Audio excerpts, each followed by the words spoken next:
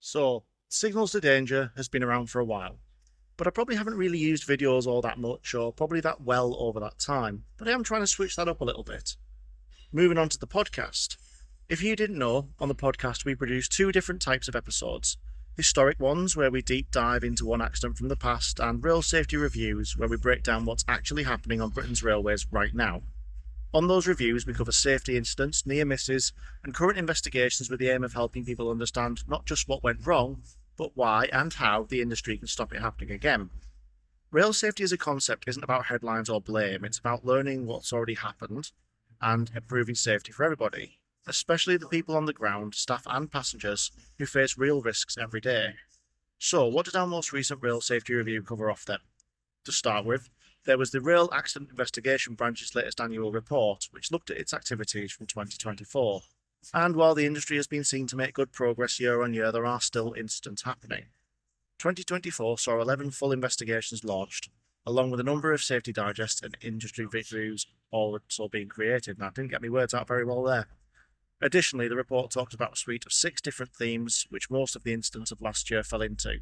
Things such as serious infrastructure failures, issues on platform safety, and occasions where track workers have either been placed in, or to be fair, placed themselves in unsafe situations. One of the key things the report does allude to is something of a troubling trend, one that we've seen creeping back in over the last few years: repeat failures. These are incidents that haven't all been the result of new problems. There are occasions where the same issues that have come up in the past are resurfacing, albeit in slightly different situations. Investigating these incidents isn't done particularly to blame individuals, it's done to help the industry learn, but sometimes, just sometimes, we're starting to see evidence that the learning isn't always sticking. We also take a look this episode at some of the factors that are involved in incidents. When an incident happens, of course, investigators don't just look at what went wrong on the surface, they dig deep and identify causal factors, sorting them into specific categories such as one of the incident or human performance factors. Doing this helps identify patterns across different cases. As a part of the episode, we take a stroll through what those categories are.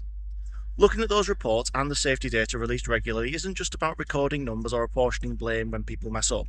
Keeping an eye on the stats can inform the industry where risk is building up and where change might be needed. Bottom line of this, investigators can't stop incidents from happening, but they can guide us in how to prevent the next one.